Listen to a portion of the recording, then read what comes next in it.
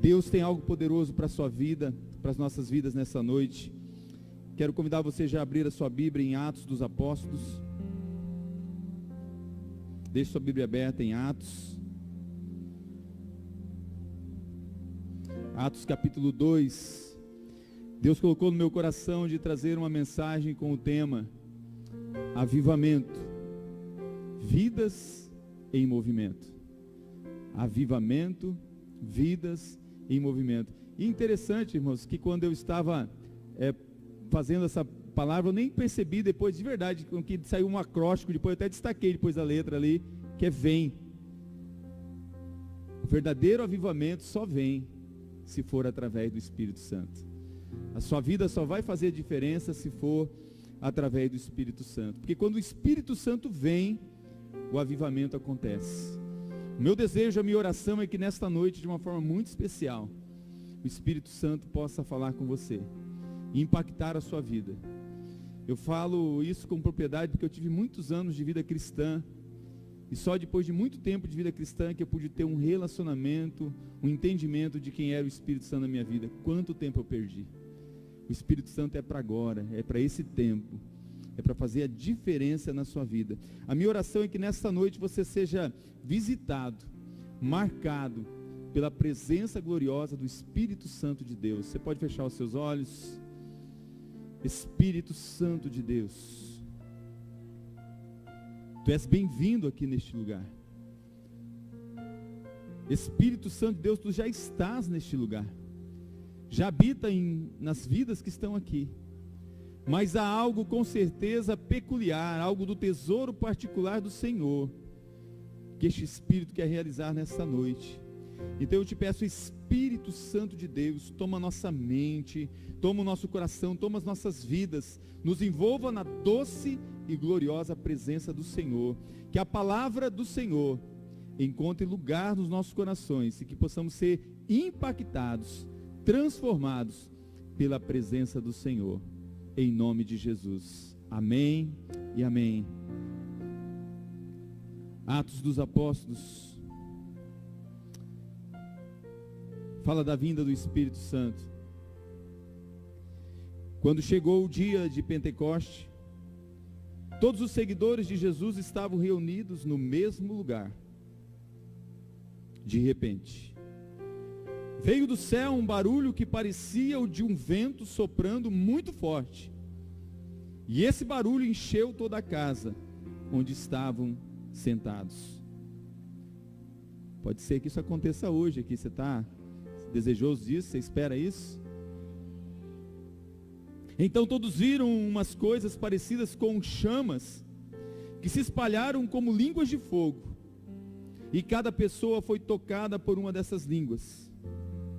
Todos ficaram cheios do Espírito Santo, e começaram a falar em outras línguas, de acordo com o poder que o Espírito Santo dava a cada pessoa. Estavam morando ali em Jerusalém judeus religiosos vindos de todas as nações do mundo. Quando ouviram aquele barulho, uma multidão deles se ajuntou, e todos ficaram muito admirados, porque cada um podia entender na sua própria língua o que os seguidores de Jesus estavam dizendo. A multidão ficou admirada e espantada e comentava: essas pessoas que estão falando assim são da Galiléia? Como é que cada um de nós as ouvimos falar na nossa própria língua? Nós somos da Pártia, da Média, do Elão, da Mesopotâmia, da Judéia, da Capadócia, do Ponto, da província da Ásia, da Frígia, da Panfilha, do Egito e das regiões da Líbia que ficam perto de Cirene. Alguns de nós são de Roma. Uns são judeus e outros convertidos ao judaísmo. Alguns são de Creta e outros são da Arábia. E como é que todos estão ouvindo essa gente falar em nossa própria língua a respeito das grandes coisas que Deus tem feito? Todos estavam admirados, sem saberem o que pensar, e perguntavam uns aos outros: o que será isso? O que será que isso quer dizer? Mas outros zombavam, dizendo: esse pessoal está bêbado.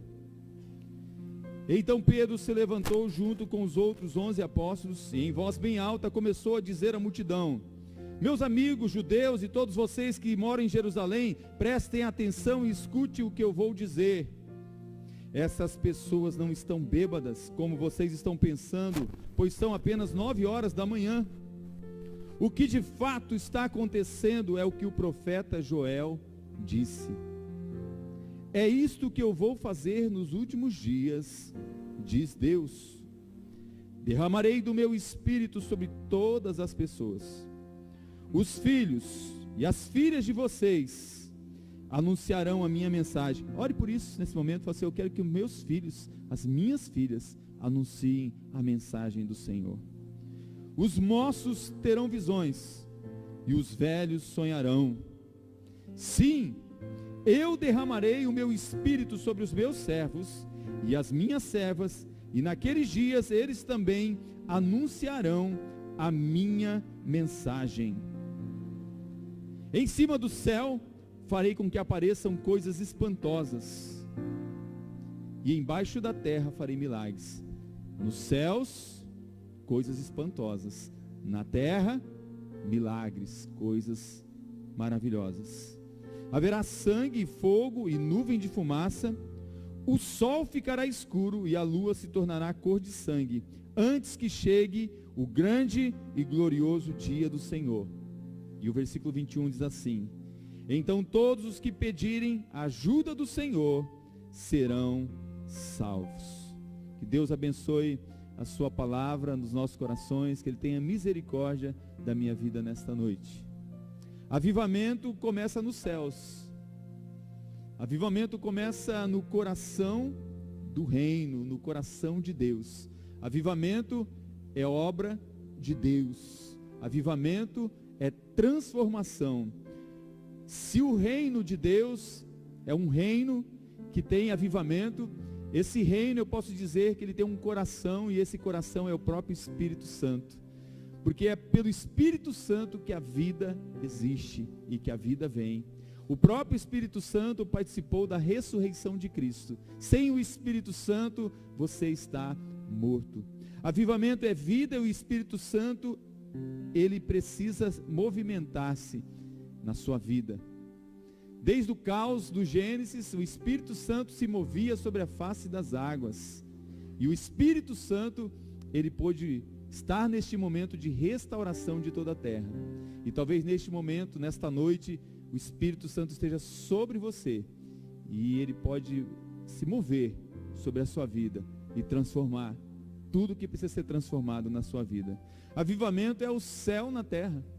É a oração que fazemos: Pai, seja feita a tua vontade aqui na terra, como ela é no céu. Avivamento então é o céu na terra. Avivamento é o reino de Deus em ação.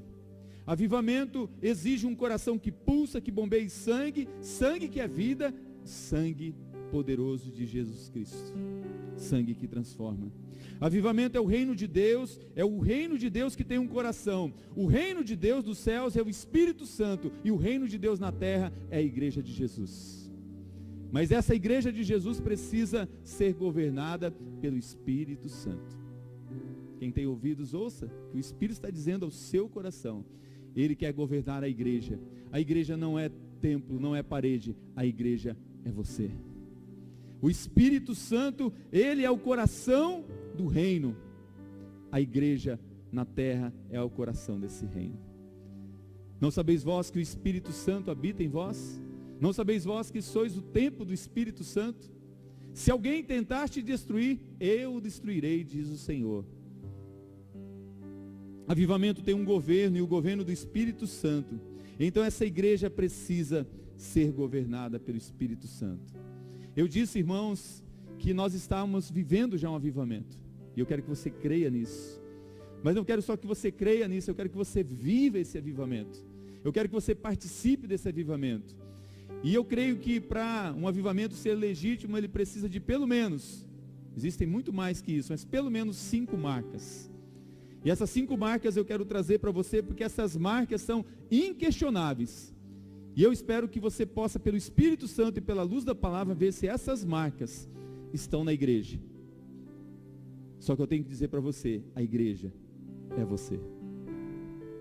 A primeira marca é a percepção da real presença de Deus. Há quanto tempo você não sente a presença de Deus? Há quanto tempo você não sente essa presença de Deus? Quanto tempo você não vive essa presença de Deus? O Senhor está aqui. Se você nessa noite não está sentindo essa presença, eu quero clamar e orar para que o Espírito Santo comece a trabalhar em você, porque avivamento é ter a presença dele conosco, é a glória do Senhor conosco. Pastor e escritor lá em Murray, ele disse o seguinte: a característica do avivamento é gerar uma profunda consciência do pecado, e na mesma hora que temos uma consciência do pecado, termos o sentimento e a certeza, a virtude e a percepção da presença de Deus. A essência do verdadeiro avivamento é o Espírito Santo que desce sobre um grande número de pessoas que estão juntas. É a presença do Espírito Santo que desce sobre um povo. É a presença do Espírito Santo que desce sobre uma nação, sobre um país. É a presença do Espírito Santo que desce a começar por uma pessoa. Os recipientes ou os recebedores desse Espírito Santo pode ser você sozinho no seu quarto, pode ser a igreja reunida numa noite como essa, pode ser numa vigília, numa jornada de oração. A presença do Espírito Santo é a certeza de você poder não só dizer, mas perceber: Deus está aqui. Uma das marcas de um avivamento é saber se Deus está aqui. Essa é a primeira percepção. Mas é muito estranho dizer isso para essa geração, porque a maioria de nós, sendo bem francos, nunca tiveram uma experiência mais profunda com Deus, de um relacionamento mais profundo, de ser tomado pela presença dele. Infelizmente, muitas pessoas estão vivendo ainda uma época de se contentar a estar no átrio. O átrio é lugar do sacrifício. Eu tenho sempre que sacrificar algo. Muitas pessoas não tiveram a experiência ainda de passar do átrio para o lugar santo. E muitas pessoas se contentam em estar no lugar santo, que é aquele lugar de adoração, onde você diz: eu te adoro, Senhor, eu te exalto, Senhor. Porque no lugar do sacrifício é o lugar de pedir perdão, de confissão. O lugar do átrio, lembra do tabernáculo? Aquele lugar onde eram sacrificados os animais. É: Senhor, me perdoa, me purifica, eu quero entrar na tua presença. Aí você avança para o segundo estágio, é de estar no lugar santo. E aí você começa a dizer: glória a Deus, aleluia, exaltado seja, santo é o Senhor. Você começa a exaltar o nome do Senhor. É maravilhoso isso, irmãos. Mas precisamos avançar para o lugar santo dos santos. É o lugar onde você não diz mais nada, mas é onde é o lugar a presença do Senhor toma você. O lugar santo dos santos é onde o próprio onipotente, o Senhor poderoso, não é mais você que diz, é Ele que começa a comunicar para você coisas tremendas. Martin Lloyd Jones, ele disse o seguinte, ele menciona uma característica sobre isso, ele diz assim: o efeito imediato é que o povo presente começa a ter a percepção clara e uma visão das coisas espirituais de um modo jamais visto. Começam não só a ver essas coisas claramente, mas sentir o poder do Senhor presente. Ah, irmãos, você precisa viver essa presença. Deus manifestou sua presença aos discípulos que estavam reunidos ali no cenáculo em Jerusalém. Eu falo que eu tive esse privilégio de ir 2 vezes lá. Minha primeira experiência eu já contei para os irmãos. Vi pessoas de várias nações entrando lá, quando de repente um grupo que estava mais afastado, e percebi que uma mulher que estava com eles caiu possessa. Eu creio que foi por causa da presença de Deus naquele lugar.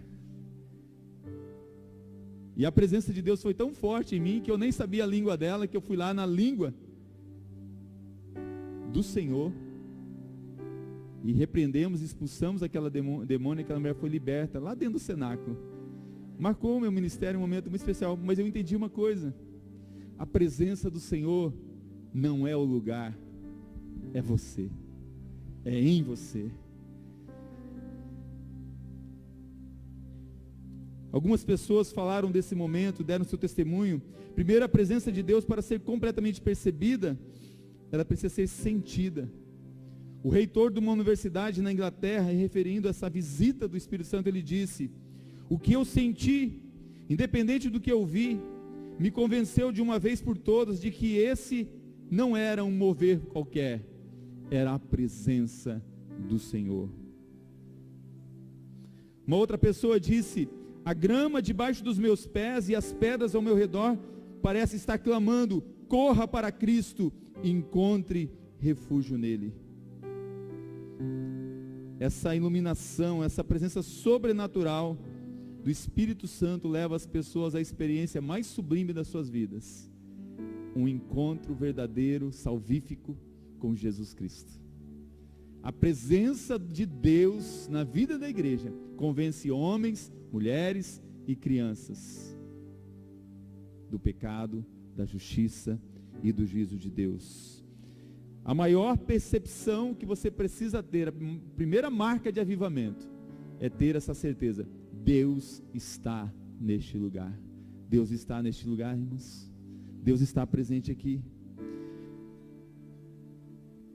O Pentecoste, irmãos, foi o cumprimento dessa profecia.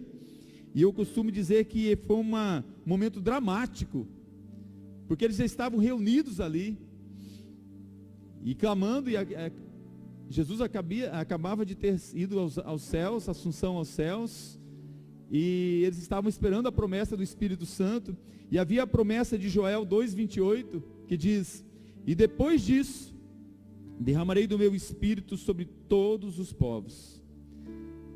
Mas Pedro, citando Joel, você pode conferir depois no seu texto, na sua Bíblia, ele muda a frase, porque em Joel 2:28 diz assim: e depois disso, derramarei do meu Espírito sobre todos os povos. Mas Pedro, citando Joel, ele muda a frase de depois disso para a expressão nos últimos dias. Então o Pentecoste, irmãos, é daquele dia que marcou o ato inaugural da vinda do Espírito Santo até os dias de hoje.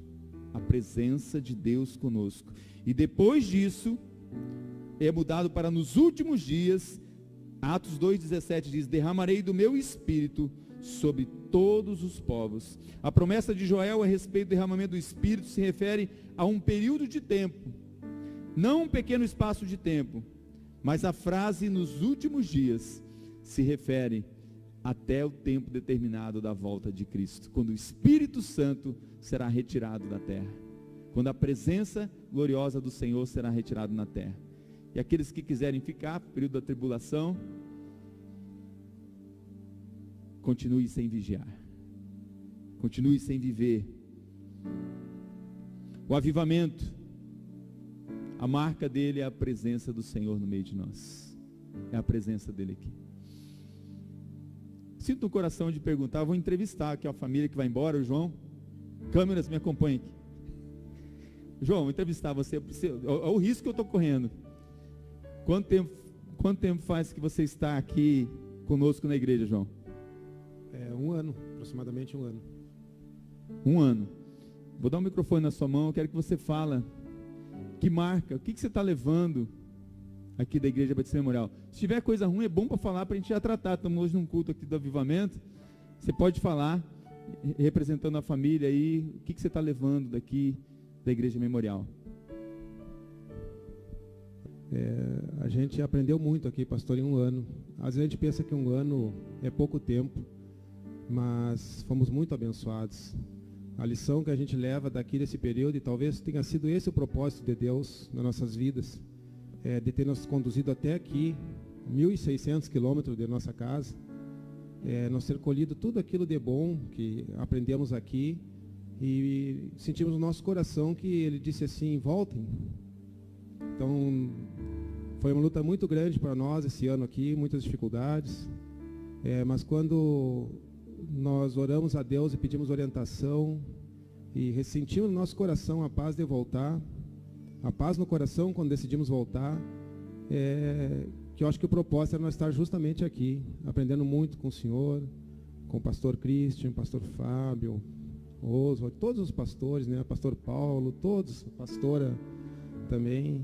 Então foi muito gratificante, é uma experiência muito grande. Eu sei que no momento certo Deus vai saber o que fazer, né, para nos usar com o que nós aprendemos aqui.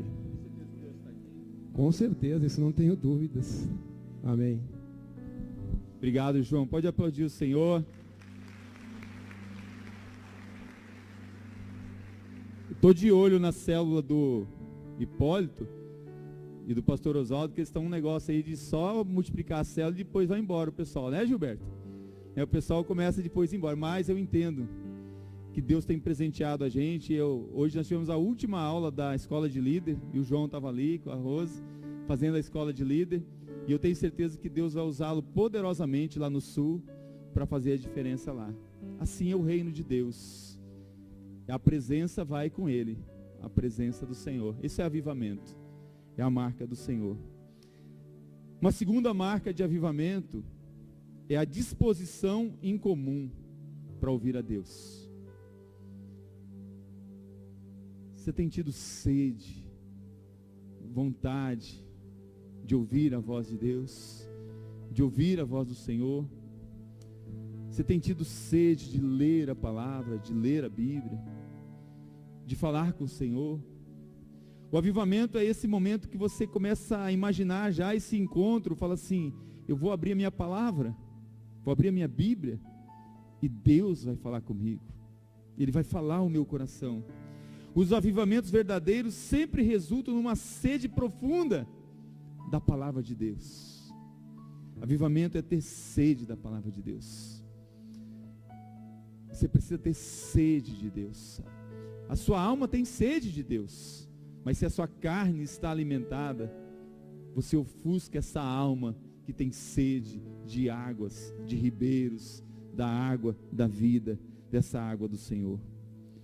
Hoje em dia, desculpe eu falar, muitas igrejas, e eu não estou aqui para criticar nenhuma igreja, mas muitas igrejas têm deixado de pregar a palavra de Deus na essência dela, para massagear o ego e trazer coisas que as pessoas querem ouvir.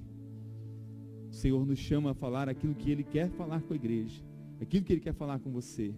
Às vezes a palavra num primeiro momento vai ser amarga ao ventre, mas ela é um remédio que depois se torna doce na sua vida. Esse é o poder da palavra. Uma descrição sobre a palavra de Deus é que a palavra de Deus, ela expõe, e isso é lindo, irmão. Você pode ler a palavra, você vê que Deus não esconde os pecados cometidos por servos do Senhor, por líderes. O Senhor poderia mascarar, esconder o pecado de Davi, o pecado de Salomão. Assim, meu Deus, me decepcionei com tal líder, ele pecou. Mas você não olha para a palavra, do efeito dessa palavra que limpa e que restaura, que traz vida. Então a segunda marca que uma igreja precisa ter é essa marca de a disposição de ouvir a voz de Deus. Se você não tem tido essa sede, esse desejo de ouvir a voz de Deus, tem alguma coisa errada. Algo está errado. Uma terceira marca do avivamento é a convicção profunda do próprio pecado. É uma convicção profunda do meu próprio pecado. É fácil, irmãos, apontar o dedo, julgar, olhar para o outro, olhar para o erro do outro, olhar para os erros da igreja. Cuidado quando você fica falando dos erros da igreja. A igreja é você. E quando você fala da igreja, você não fala do pastor, você não fala dos líderes, você fala do próprio Deus. Cuidado. Você já viu alguém falar assim: a igreja não tem isso, não tem aquilo, não faz isso, não faz aquilo? O que você está fazendo para mudar? Confesse o seu próprio pecado, tenha uma convicção do seu pecado. Quando o profeta Isaías experimentou uma visão pessoal do Senhor, ele vê o trono da glória de Deus. Essa experiência de confronto do nosso pecado com Deus é uma oportunidade de você chegar diante do trono de Deus e dizer como Isaías disse. Você pode abrir a sua Bíblia, Isaías 6, versículo 3, quando ele está diante da presença de Deus, e é esse processo, esse caminho, é a presença de Deus, é a disposição de ouvir a voz de Deus, a palavra de Deus, e é a disposição de dizer: Senhor, eu sou um pecador, estou diante da tua presença, eu estou diante do Santo dos Santos. E ele diz: santo, santo, santo é o Senhor dos exércitos. A terra inteira está cheia da sua glória, a terra inteira está cheia da presença de Deus. Mas que tristeza, irmão, se a presença de Deus não está na minha vida. Eu não quero ficar contando da experiência do outro, o milagre do outro, a oração do outro. A presença de Deus na vida do outro é a presença de Deus na minha vida. Santo, santo, santo é o Senhor dos exércitos. O profeta foi impactado em seu interior. E sabe qual foi a resposta dele? Olha só o versículo 5.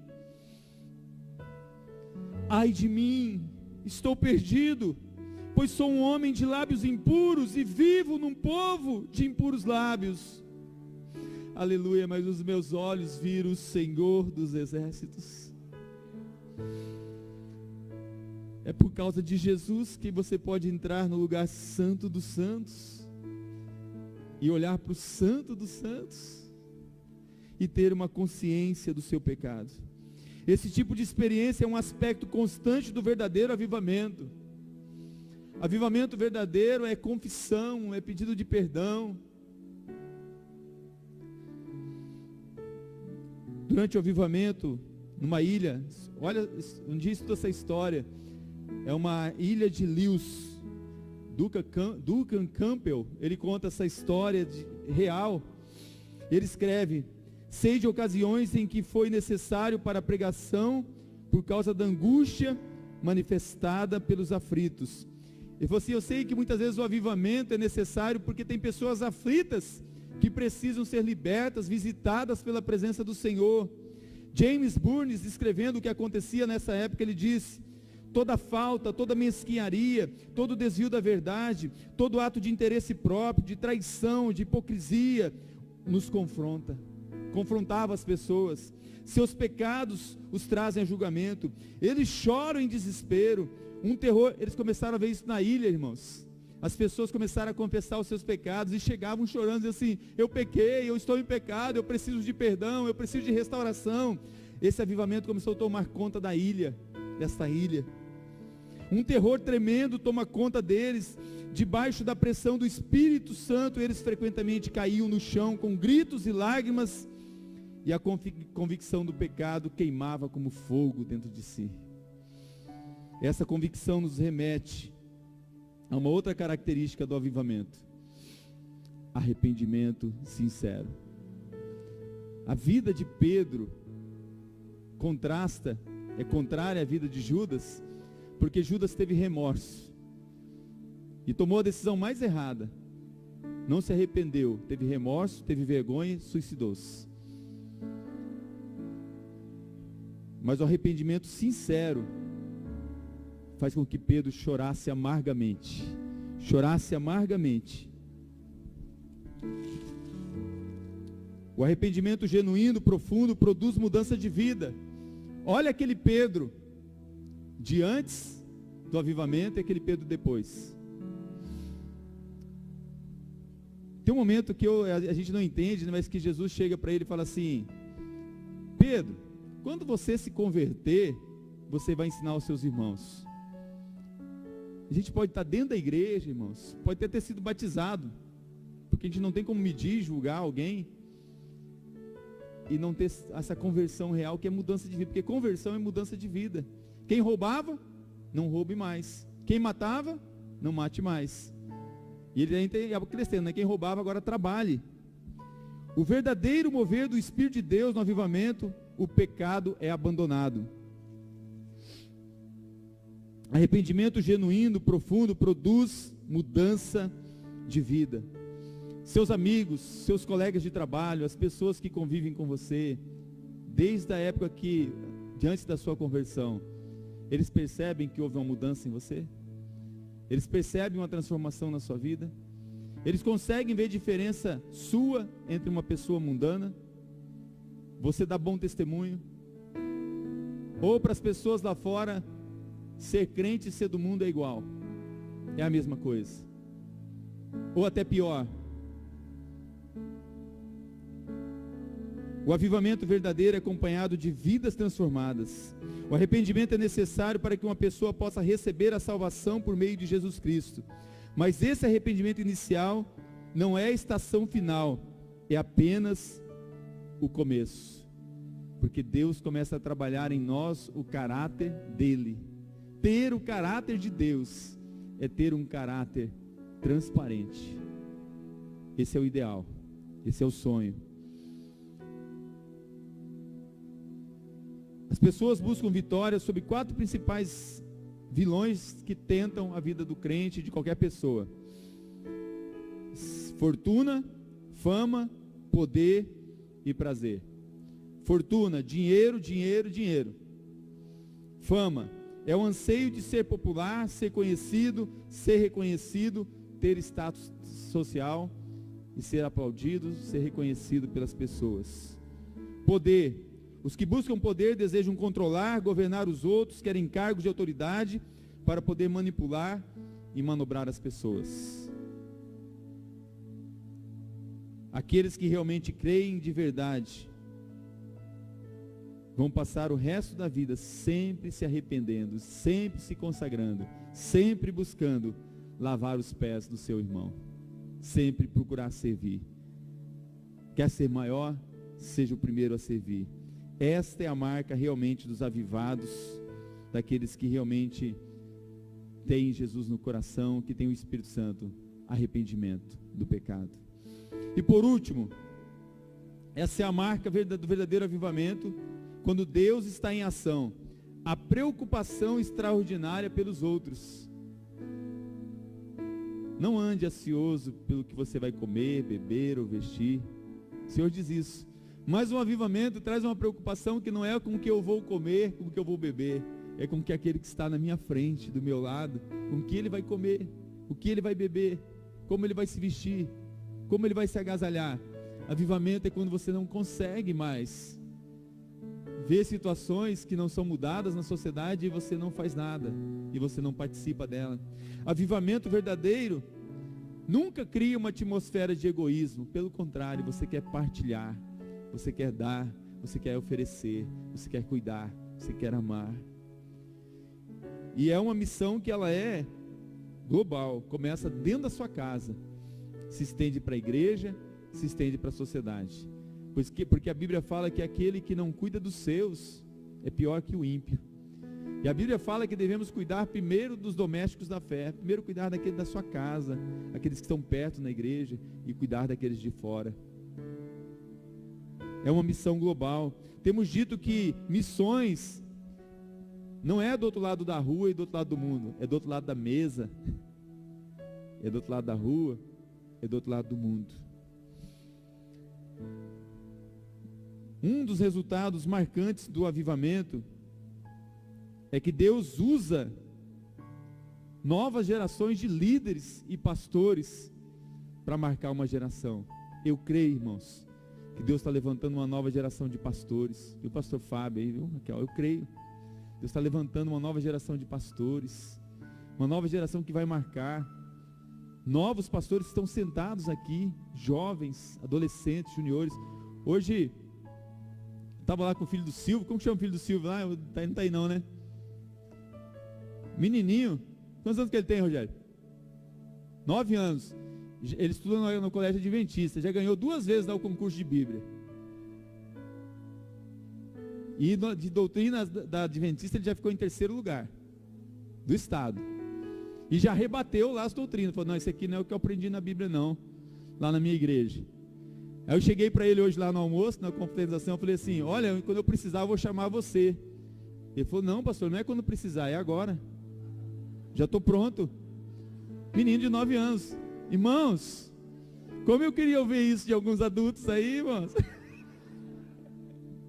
Mas eu vou contar com ele. Avivamento é isso. Irmãos, aquele menininho, Pedro Henrique orando, Deus está usando aquele menino. Esses dias, a mãe dele mandou oração, outra oração que ele gravou, ele orando e ele chorando. Deus abençoa o Brasil, abençoa a nação, abençoa aqueles que sofrem. Irmãos, não despreze a oração de uma criança na hora do almoço, aquelas crianças começam a orar e clamar por pessoas. Isso é avivamento. O avivamento é um resultado de Deus levantando gerações de pessoas para transformar outras gerações. um entendimento que eu tenho. Isso aqui que é avivamento mesmo, irmãos? É quando Deus entra em ação e eu desapareço. Deus só me usa como um canal. É Ele agindo em mim, através de mim e por mim. Quero te perguntar, você vê ou sente que precisamos de um avivamento nesses dias? Eu quero dizer para você que ele já chegou há muito tempo. O Senhor está mandando só você dizer: vem Espírito, vem sobre mim, vem sobre minha vida. Queria que você abaixasse a sua cabeça, curvasse a sua fronte. Eu quero ministrar algumas verdades que Deus tem falado ao meu coração. Você é a igreja de Jesus. A mesma palavra que ele disse para Pedro, ele está dizendo para nós: as portas do inferno não prevalecem contra você. Se ele disse isso para Pedro, representando que nós somos a geração dessa igreja de Jesus, as portas do inferno não prevalecem, é porque as portas do inferno vão vir contra você, meu irmão. Vão vir contra a gente, mas não vai prevalecer, porque maior é aquele que está em você. Maior é a presença do Espírito Santo. Como igreja de Cristo, somos chamados por Deus para viver uma vida em chamas. O Senhor não quer você apático, não quer você apagado. Ele quer que você seja um pavio, não um pavio curto, mas um pavio onde Ele vai incendiar você com a presença dEle. Você é chamado por Deus para ir além, viver acima da mediocridade, irmãos. Deus chama você para fazer a diferença. Deus não quer que você seja um carvão apagado. Deus quer que você seja uma brasa viva. Deus quer que você esteja junto com outras brasas vivas.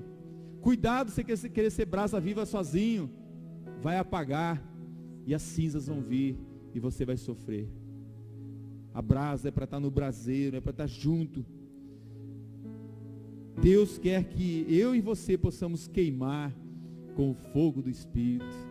O nosso Deus é um fogo consumidor, e esse fogo consumidor quer nos purificar, nos refinar, nos tornar cada dia mais parecido com Ele. Deus quer que você manifeste a luz de Cristo no mundo, e é só pelo Espírito Santo que a luz vai brilhar. Deus quer que você seja sal. O sal só vai salgar se for pelo Espírito Santo, senão ele vai ser insípido, vai servir só para ser pisado. Mas o sal que é guiado pelo Espírito é um sal que dá sabor, que conserva, que preserva as pessoas. Avivamento é a vida do Espírito Santo em você, sobre você. Põe a mão no seu coração. Avivamento é o céu na terra. Avivamento é o reino de Deus em ação. Avivamento exige um coração que pulsa, que bombeie sangue. Sangue que é vida, o sangue de Jesus. Avivamento é o reino de Deus, é o reino de Deus que tem um coração. O coração do reino é a igreja de Jesus. Avivamento tem um governo, e o governo é o Espírito Santo. Quem governa a sua vida? O coração do reino é a igreja. Quem deve governar a igreja? O coração da igreja é o Espírito Santo de Deus. Eu lanço sobre você Mateus 6,33. Eu profetizo você com a mão no coração. Busque em primeiro lugar o reino de Deus, as suas justiças, e as demais coisas serão acrescentadas na sua vida. A melhor maneira de responder a essa pergunta e dizer se o avivamento já chegou na sua vida, é você dizer: eu quero, eu preciso, eu necessito, eu quero, Senhor. Comece a pedir: eu quero, Senhor. Que efeito ele vai ter sobre você? A presença de Deus em você, a presença de Deus na sua vida, a presença poderosa do Senhor trazendo na sua vida a glória dele e revelando a santidade dele na sua vida. Efésios 3,19 diz que a oração de Paulo é rogando que todos nós fôssemos cheios de toda a plenitude de Deus. A minha oração nessa noite é que você seja cheio da plenitude de Deus. Devemos orar como Abacuque orou: aviva a tua obra, ó Senhor, no decorrer dos séculos. Pai, em nome de Jesus, teu Espírito Santo está aqui.